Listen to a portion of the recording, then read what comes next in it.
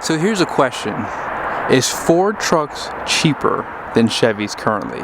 We're gonna find out in this video. I have a 2025 Chevy Silverado 3500 LTZ and a 2025 Ford F350 Lariat. They both have the diesel option. I borrowed the Ford from Larry H. Miller Super Ford here at Salt Lake City. Be sure to ask for Diego. And I borrowed this Chevy from Jerry Seiner Chevrolet here in Salt Lake City. Be sure to ask for Larry. Let's go ahead and jump back out front. I'm going to discuss the window stickers at the end of this video, but I want to show you guys what these trucks have first. When it comes down to it, most trucks today are going to have LED headlights standard. If you are looking at either this Lariat Ford or this LTZ Chevy, that's not a problem. Both trucks have that as standard equipment. Ford also adds this front camera, so anytime you see a front camera, most likely it's going to have 360 camera view, and this truck has that standard. Now, something that is missing on the front end that most people would want is front parking sensors. That is an option. On the Chevy, that front camera is an option, and it does have a sprayer to clean it off, which is not available for that Ford truck. These front parking sensors, option. If you want painted bumpers on either truck, that is available. You would have to get the Trail Boss package or the black appearance package for the Ford.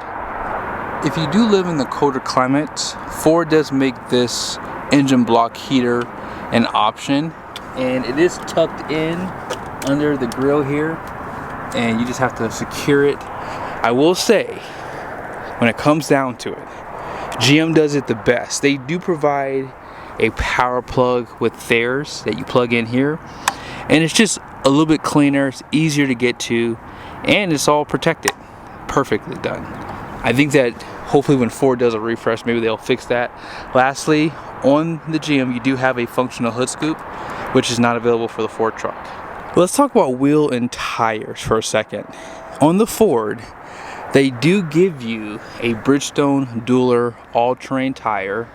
This is a 275/70/18. It's going to have 3,640 pounds of capacity at 80 psi code.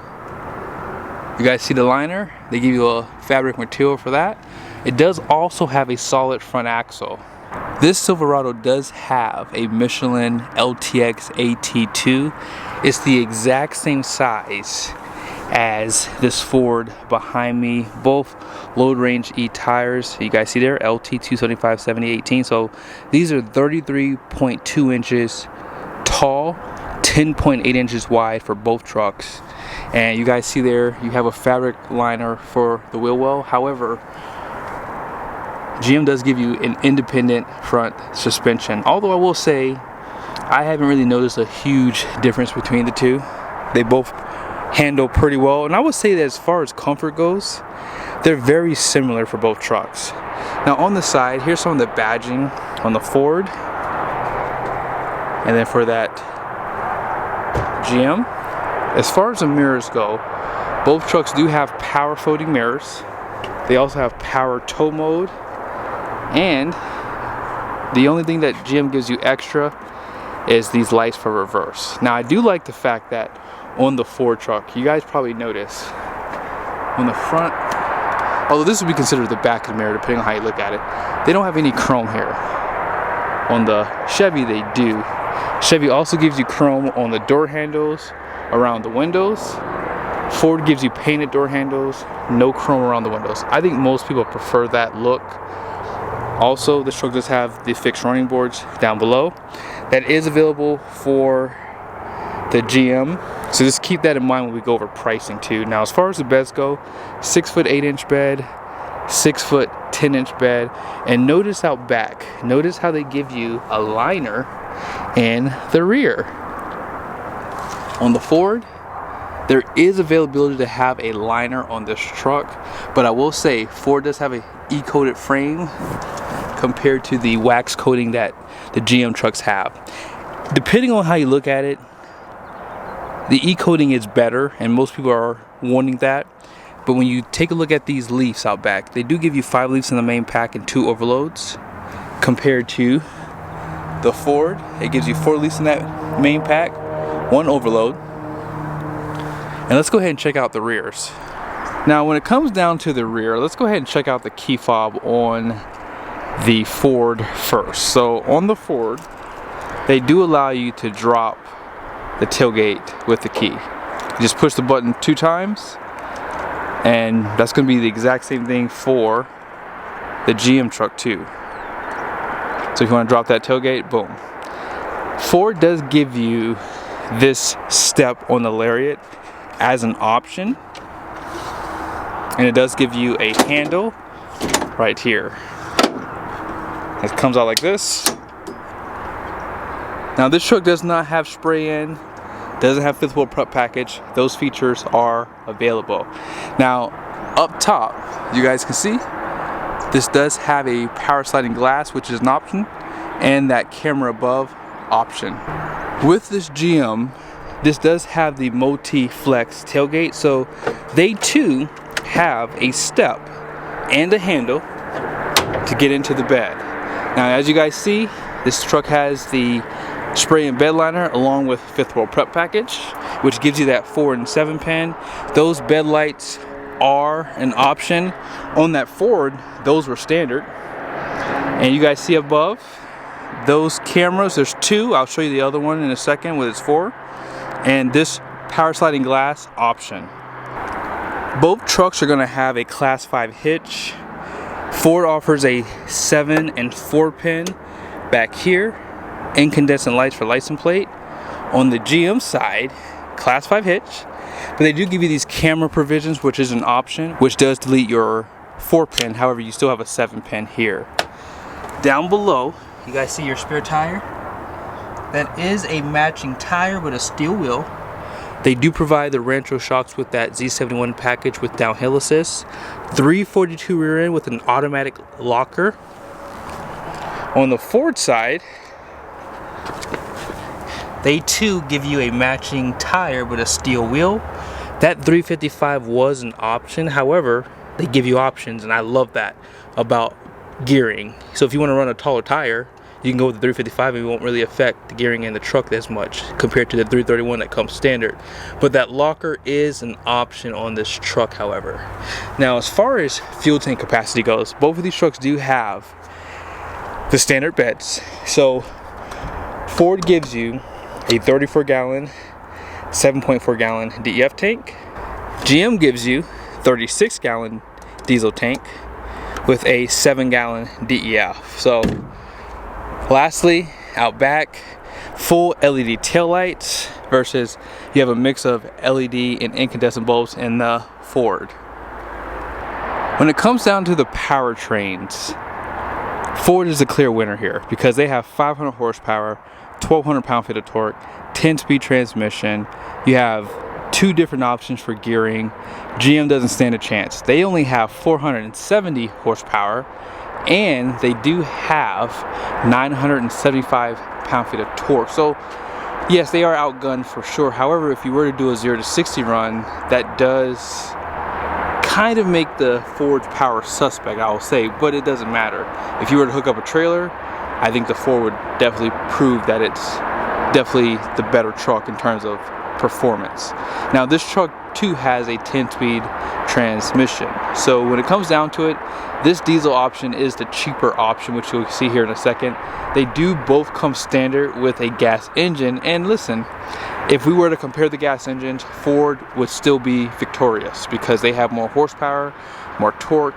Even their standard gas engine has 405 horsepower compared to the Chevy's 401 and 445 pound-feet of torque compared to the Chevy's 464 pound-feet of torque. But the 7.3 liter has more horsepower at 430, 485 pound-feet of torque. It's just a no-brainer. They both are made it to 10-speed in the gas segment as well. Let's go ahead and check out. Oh yeah, one last thing, hold on. And you get lower gearing with the gas engine on the Ford. GM only gives you a 373, and when you're high above elevation, that does suffer a little bit. But again, I know who's going to say something in the comment section, Matthew Anderson, that you have the 10-speed, so that does all the work for you, which is very true. Let's go ahead and check out the interiors. This is where it goes pretty much downhill for the Ford truck, in my opinion, when it comes down to the interior. because on the interior of the GM truck you get more for this kind of money. Starting off, this truck does have a 10-way seat, and that is including lumbar. You have perforated leather here, heated and ventilated front seats. Now, as I said, on the outside you do have power folding mirrors. They also do go into tow mode. You guys see the mirror going out? Yep. So it has tow mode. You have auto up and down for the front windows. You have 2 seat memories, tilt and telescoping steering wheel. This truck also has full drive auto. Let's go ahead and check out that Ford truck. Ford does give you a lot of nice soft touch on the door. They do give you an additional seat memory, and they too have all the power functions. You have power folding, and you have auto up and down for front windows. Now, as far as the B&O sound system, this is the standard B&O, which is an 8-speaker. This definitely sounds better than the bass in this truck. Now, the Bose is an upgrade. It gives you 9 speakers. So this had the ultimate package. I mean, this would be a really hard comparison here. Now, some people will say Ford does have the softer seats. That is true. Ford has a wider seat cushion, which I do like. Hopefully when GM decides to do a complete redesign, they will take notes from Ford and Ram trucks. They have those wide cushions, larger seats. Now, you don't have tilt headrests on this truck, although that is available, but tilt and telescoping steering wheel. Ford would have had an advantage had they not gotten rid of that power steering column. But you don't have full drive auto, but you do have electronic locker. Drive mode, you have multiple drive modes. And let's go ahead and check out the screens, starting with the Chevy. You have a 12-inch screen here, 13.4-inch display, so they do have a larger screen for the GM trucks. Cameras are right here. So you have the bird's eye view. They also give you the bed view, and I love the menu down below, how it stays up for you so you can just go through each thing.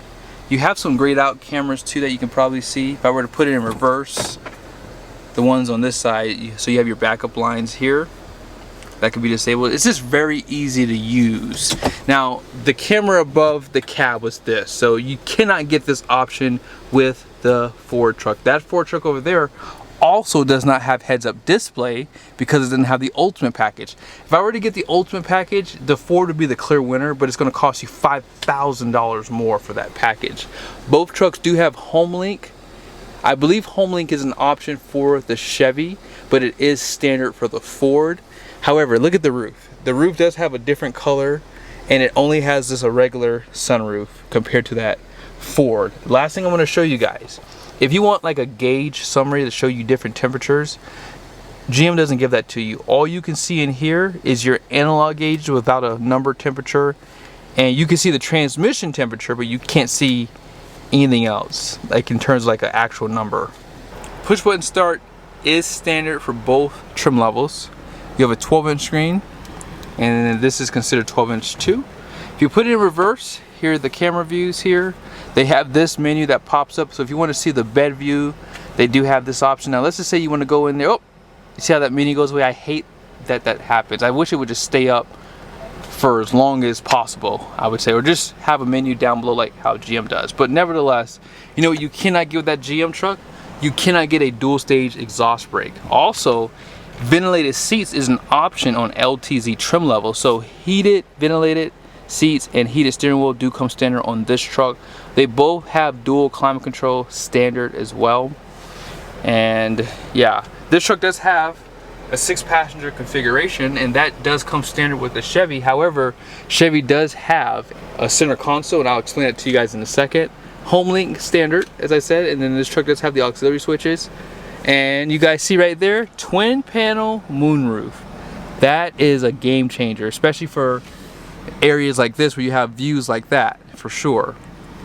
But overall, the seats are definitely softer in the Ford, so if you like the softer seats, a lot of people complain about the stiffer seats in the GM, and I will say this is so much better on this side. I love the readout. They give you tons of things to look at here. You don't get any of this on that GM truck there. Like, that is a game changer for me. And as far as like just the overall size of the cab, I think that they're very similar, I would say. GM might be just be a hair larger. Now, one thing I'll say on the Ford side, if you want to use this for a bed camper, this is what Ford gives you if you don't get that camper package. Whether you get the camper package or not with the GM trucks, they still give you this loading information. So with the diesel trucks, they give you this. I think with the gas truck, you have to get the camper package. But 3,081 pounds of capacity is what you have for this Silverado. And center console does give you a wireless charger. That's all an option for the Ford truck, and it is an option for this truck too. But when you see the price point, that's where I think the GM truck is the clear winner. So I think right now, if you're trying to be apples to apples, you're gonna spend more money with the Ford truck. I love the storage they give you here. You have the center armrest, outboard heated seats, USBs, air vents. Let's go ahead and check out that Ford. Flat floor surface, although this floor does sit slightly higher compared to the GM, so you might have better comfort with that Chevy truck. Down below you have some USBs, 12-volt power plug, and cup holders. They too give you an armrest with cup holders there. Let's go ahead and check out the payload and see which one is the clear winner there. Gross axle weight rating out front is going to be 5,600 pounds. The rear is 7,250. Gross vehicle weight rating is going to be 12,100 pounds. And you guys see there, all-in payload is 3,831 pounds. 20,000 pound conventional. Gooseneck is 21.6. 30,000 pound gross combined weight rating. And then here's that yellow sticker showing the tire pressure. Gross axle weight rating with the Ford is 5,200 pounds. The rear is 7,230. So GM is class leading for the axles. Gross vehicle weight rating is 12,000 pounds. So GM is heavier, so they do add an extra 100 pounds to accommodate that weight. And all-in payload, 4,083 pounds. So Ford is always going to win the payload capacity because they do have aluminum bodies. Now keep in mind, this truck does not have fifth wheel prep package and spray in it. That would add weight, but it does have running boards. The GM does not. And so I would venture to say this truck will still have more payload capacity, and I will show you guys the towing capacity. So when it comes down to it, let's go ahead and check out the pricing, and then that'll pretty much end the video. Here's the window sticker for the Chevy. Base price is $63,800. Total price for this truck is $83,375.